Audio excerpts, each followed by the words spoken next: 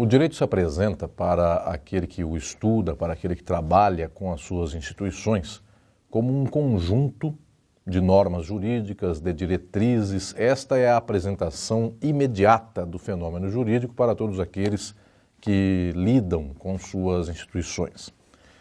Quando tomamos este conjunto de normas jurídicas, há sempre uma expectativa de que nós consigamos compreender todo este conjunto com alguma ordenação que seja coerente. Já em meu livro Introdução ao Estudo do Direito, trato a respeito da coerência deste ordenamento jurídico, dizendo que esta é uma expectativa falsa, ela não se cumpre, na medida em que o direito, muito mais do que uma coerência, apresenta uma coesão. Portanto, as normas jurídicas se juntam de modo muito variável, inclusive com horizontes ideológicos também muito distintos, num certo sistema cuja funcionalidade se apresenta mais do que propriamente uma coerência interna entre seus mesmos horizontes. Mas, tradicionalmente, o jurista lida com esse conjunto das normas jurídicas buscando fazer com que, dentro deste arcabouço das mesmas normas jurídicas, não se encontre, ou no máximo possível, possa se deixar de lado aquilo que se chama antinomia. A palavra antinomia exatamente é esta contraposição, norma antinorma, norma contra norma.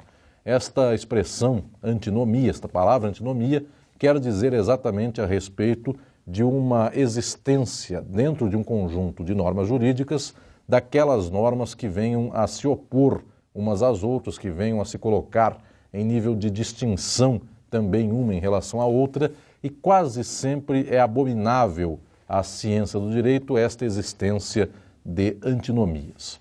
Historicamente, nas sociedades pré-capitalistas, nós temos o fato de que os centros que emanam normas jurídicas são centros menos complexos do que aqueles da sociedade capitalista. Então temos um senhor de escravo, temos também um senhor feudal, temos eventualmente a igreja, temos organizações políticas que são muito mais próximas de um mando direto, e nestas sociedades e neste tipo de organização social apresenta-se para nós uma vinculação de norma aos casos concretos eminentemente dependente da vontade destes senhores. Portanto, o senhor emana para determinados casos um tipo de norma que para outros casos, eventualmente, ele mesmo não segue na hora de orientar, na hora de determinar outras condutas ou a sorte de outras pessoas. Portanto, no passado, o problema da antinomia é menos visível do que no presente. No passado, o senhor, como tem aqui um poder discricionário, como tem um pleno, um absoluto mando por sobre as pessoas, ele pode variar este seu mando a depender de sua própria vontade. As sociedades capitalistas vão deixando para o Estado, vão constituindo uma forma de organização social na qual o Estado passa a ter o monopólio tanto do julgamento, mas também, em especial, da criação normativa. E a partir desse momento do capitalismo, espera-se, de algum modo, para uma certa funcionalidade da sociabilidade capitalista, espera-se que o Estado consiga colocar no seu contexto normativo uma determinada ordem que não se choque frontalmente nestes seus mesmos termos. Portanto, o problema da antinomia nas sociedades capitalistas passa a ser cada vez maior.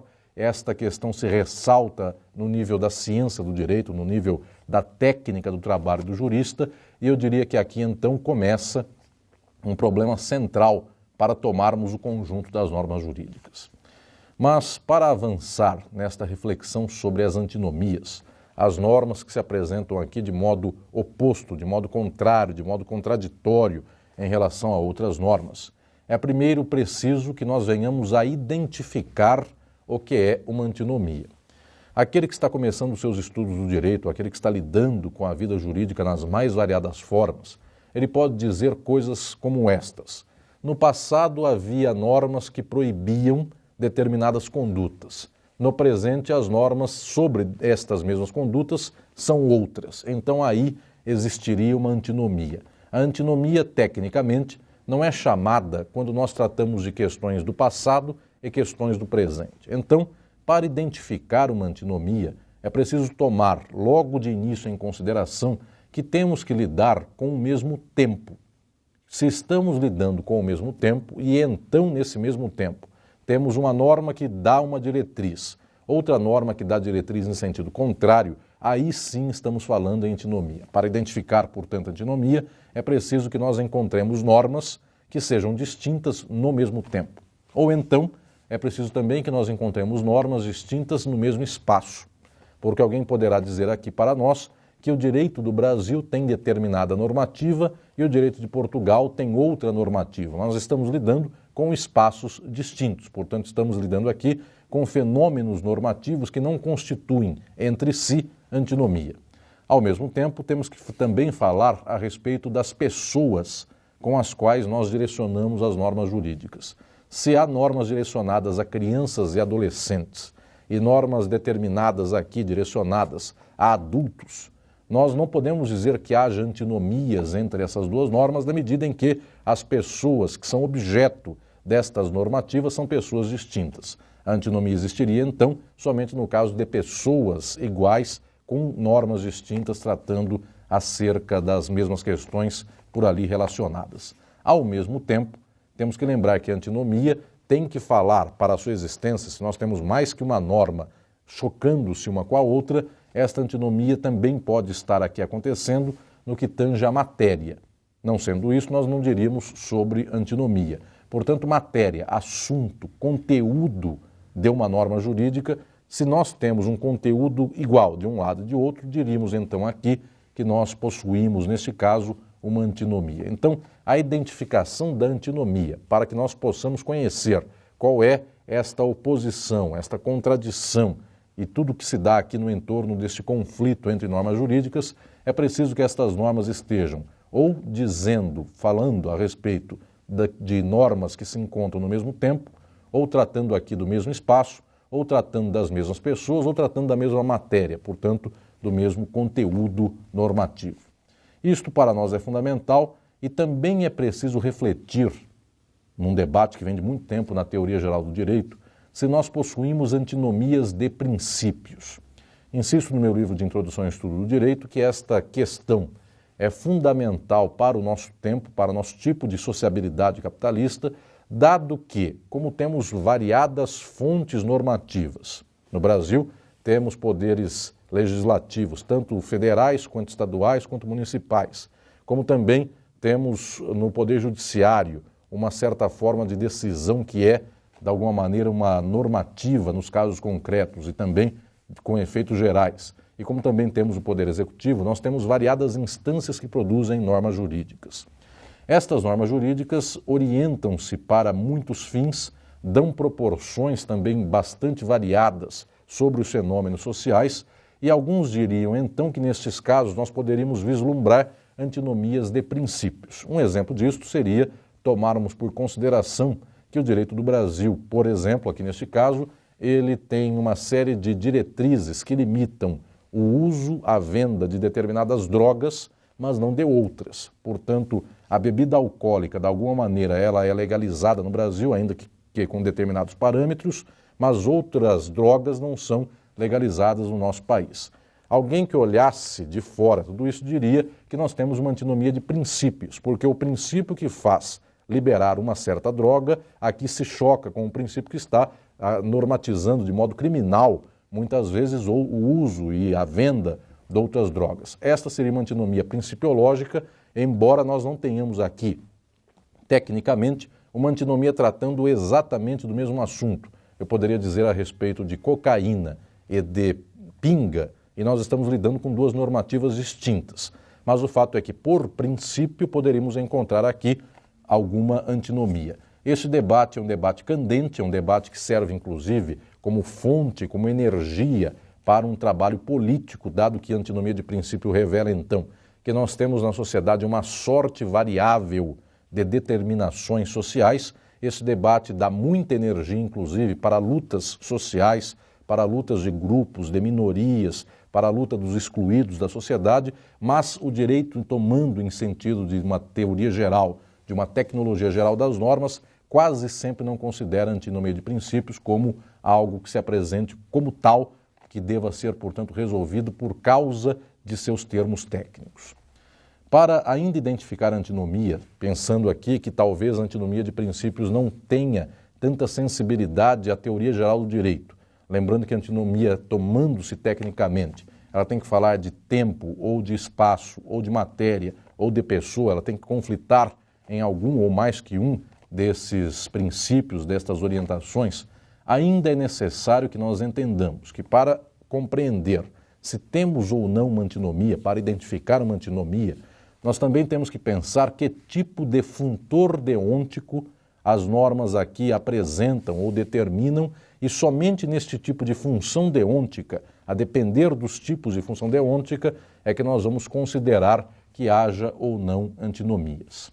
Esta tradição de entender as normas e seus funtores deônticos vem de muito tempo da história da humanidade. Já a Idade Média assentou uma espécie de quadro sobre os funtores deônticos de normas, que naquele tempo não eram usadas diretamente apenas para normas jurídicas, mas também normas da igreja, também normas de conduta social, normas que dissessem respeito a livros sagrados. Mas já a Idade Média assenta um determinado quadro a respeito dos funtores das normas, dos funtores deônticos das normas jurídicas, dizendo que as normas ou obrigam, ou proíbem, ou permitem fazer, ou permitem não fazer. Então as normas jurídicas, de alguma maneira, elas se encontram sempre neste eixo de possibilidades deônticas. De tal sorte que quando nós distribuímos estas possibilidades num quadro, nós encontramos 4 termos fundamentais: o obrigatório, o proibido, o permitido fazer, que nós chamamos em geral de permitido positivo, e o permitido não fazer, que nós chamamos de permitido negativo.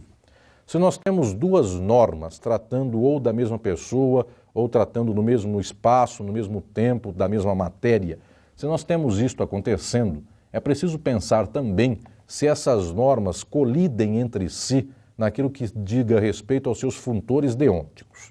E como isto se apresentaria para nós? Se uma norma obriga a fazer alguma coisa e outra norma proíbe fazer esta mesma coisa, então nós diríamos que nesse caso existe uma antinomia. Se uma norma obriga a fazer alguma coisa e outra norma permite não fazer essa mesma coisa, também há uma antinomia. Se uma norma proíbe fazer uma coisa e a outra norma permite fazer essa mesma coisa, aí também existe uma antinomia.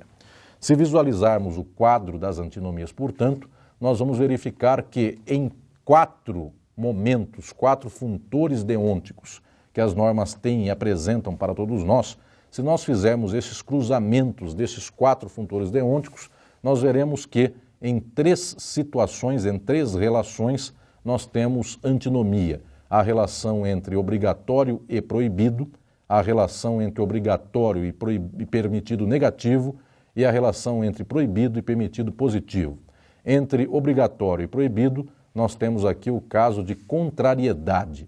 E nas outras 2 relações nas quais temos antinomia, nós podemos dizer que temos, então, neste caso, tecnicamente, contradição.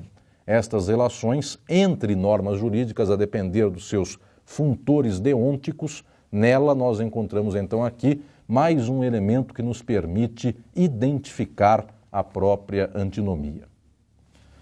Visto isto, tendo por horizonte a identificação de uma antinomia, e para que nós consigamos identificá-la, existe aqui uma série de critérios para chegarmos até a dizer que de fato isto aqui é uma antinomia, agora é preciso então pensar nos critérios para a resolução das mesmas antinomias. Como o jurista, o teórico do direito, aquele que lida com direito, vai resolver este problema de antinomias, portanto, esta contradição, esta contrariedade, aquilo que se põe numa certa sorte de conflito entre as normas jurídicas. Existem ferramentas tradicionais para resolver uma antinomia. A mais costumeira de todas, aquelas que correntemente o jurista dela se vale para resolver uma antinomia, é o critério da cronologia. Então, quando nós encontramos 2 normas jurídicas que são antinômicas, nós temos um critério que é bastante suficiente em muitos casos para resolver esta mesma antinomia, que é o critério da cronologia, ou seja, tempo. E este critério nos diz sempre que a lei mais nova, ela se põe sobre a lei mais velha. Então, se nós temos 2 normas tratando, por exemplo, do mesmo assunto, Se uma é mais nova e uma é mais velha, nós ficamos com a norma mais nova. O critério da cronologia faz com que a nova revogue a velha. Portanto, sempre ficamos com a lei mais recente e não com a lei do passado. Aquele que está estudando e se depara com o Código Civil velho e o Código Civil novo, ele vai tomar por consideração que o novo revogou o velho. Portanto, é a lei mais nova, é a norma mais nova, aquela que nos dá a diretriz do nosso trabalho e que, portanto, resolve um eventual caso de antinomia. Além disso, um outro critério é tomarmos as normas por sendo uma mais alta que a outra em nível hierárquico e, a partir daí, este critério de hierarquia nos ensina que as normas mais altas, elas são válidas em relação às normas que lhes sejam inferiores neste escalão normativo. Daí, se nós consideramos que haja antinomia entre uma norma constitucional e uma norma infraconstitucional, esta antinomia se resolve pela escolha da norma hierarquicamente mais alta. Esta aqui seria, portanto, uma ferramenta também para a resolução das antinomias. Uma terceira ferramenta de resolução das antinomias é o critério da especialidade. Que isto quer dizer? Nós temos normas que podem tratar de um âmbito geral. E, no entanto, nós temos normas que tratam de assuntos específicos, que se referem a pessoas específicas, e a técnica da teoria geral do direito de todo sempre é dizer que esta norma específica revoga a geral, mas não toda. Revoga a geral naquilo que ela diga respeito apenas a essas pessoas ou situações ou espaços que sejam específicos. Então, neste caso, quando há antinomia entre o geral e o específico revoga o geral, mas não totalmente, apenas naquilo que diga respeito à própria especificidade. Então, aquele que conseguiu identificar uma antinomia a partir de tantos critérios e vai começar a resolver a antinomia, ele se depara com três grandes ferramentas. Cronologia, que é o tempo, a norma nova, ela revoga a norma velha. Ele também se depara com a ferramenta da hierarquia, a norma mais alta revoga a norma que lhe seja inferior, e também com o critério da especialidade. Se há uma norma geral e outra específica, a específica revoga a geral, naquele ponto tratando aqui em modo muito claro, muito direto na própria especificidade. Portanto, são três critérios. Isto faz com que o teórico, o técnico do direito, aquele que lida com o direito, se depare com três possibilidades e, claro, os casos de antinomias, eles revelam, eles demonstram em algumas circunstâncias que é o tempo, em outras circunstâncias que é a hierarquia e também em outras circunstâncias que é a especialidade, o método fundamental para resolver a antinomia. O que ocorre é que, em alguns casos, nós temos uma espécie de abundância de critérios para resolver a antinomia. Então, nós poderíamos ter, ao mesmo tempo, várias ferramentas que nos possibilitariam resolver esta questão e aí, por cronologia, chegaremos a uma certa resposta, por hierarquia a outra resposta ou por especialidade ainda a outra resposta. Quando aquele que lida com o direito se deparar com a possibilidade de resolver uma antinomia com variadas ferramentas, então é preciso pensar nessa abundância de critérios com o qual nós ficamos para resolver uma antinomia. Também a tradição da teoria geral do direito, ela sempre assentou a ideia de que se nós temos a ferramenta da cronologia e a ferramenta da hierarquia, ou seja, se nós temos uma norma mais alta e uma inferior, e uma mais nova e uma mais velha, vale o critério da hierarquia. A hierarquia é um critério mais forte do que o critério da cronologia. Então, uma norma constitucional no Brasil de 1988 e uma norma infraconstitucional, por exemplo, do ano de 2015, se nós temos uma norma mais nova e uma norma mais velha, mas a velha, é superior hierarquicamente e a nova é inferior hierarquicamente, nós ficaremos aqui com o critério da hierarquia. Entre cronologia e hierarquia, portanto, há uma tradição de se privilegiar a ferramenta da hierarquia contra a cronologia. Também temos a hipótese de observar aqui o critério da cronologia contraposto ao critério da especialidade. Neste caso, se nós temos uma resolução por cronologia, que nos daria uma norma nova, e se nós temos uma resolução por especialidade, que no caso nos daria ensejo a dizer que a norma em específico é a norma mais velha, A norma da especialidade, ela revoga aqui a norma da cronologia e, portanto, naquele espaço que diz respeito à especialidade, a especialidade tem prevalência em face da cronologia. Nós temos aqui agora um caso no qual se demonstra uma dificuldade em resolver teoricamente qual critério é o critério suficiente para avançar, para desbastar uma antinomia, quando nós temos o caso da hierarquia com o caso da especialidade ou da especificidade. Nesta hipótese de uma norma que seja hierarquicamente mais alta, mas outra norma que seja inferior e ao mesmo tempo determine horizontes ou casos ou situações ou fale para pessoas em específico, a teoria geral do direito e as circunstâncias do cotidiano do afazer jurídico, tudo isso vai dizer que é circunstancial, que é situacional, que nós não conseguimos ter de início, de pronto, a possibilidade de dizer que um critério normativo seja superior ao outro para a resolução das antinomias. E tomando ainda nesta possibilidade de critérios para resolver a antinomia, também é preciso lembrar que pode haver casos aqui talvez muito raros, mas pode haver casos nesse sentido, da falta de critérios. Se no mesmo diploma normativo, no mesmo código que é promulgado no mesmo dia, tem a mesma hierarquia, trata das mesmas pessoas, se nós temos mesmo assim normas dentro deste código, dou o exemplo de um código, que sejam antinômicas umas em relação a outras, e não há critério para resolver essa antinomia, então também aqui a teoria geral do direito renuncia a estabelecer um parâmetro e vai dizer que, em geral, nesses casos, nós devolvemos à vida social plena a própria resposta a essa antinomia, seja por meio da edição de nova norma, seja por meio de uma resolução via Poder Judiciário, ou então, talvez aqui remaneça uma certa orientação ainda da teoria geral do direito, nós temos tradicionalmente a ideia de que se há duas normas jurídicas que não têm critério de resolução nesta antinomia, nós temos uma espécie de horizonte possível que seria a lex favorabilis, ou a norma mais favorável. A norma mais favorável é sempre aquela que dá permissão.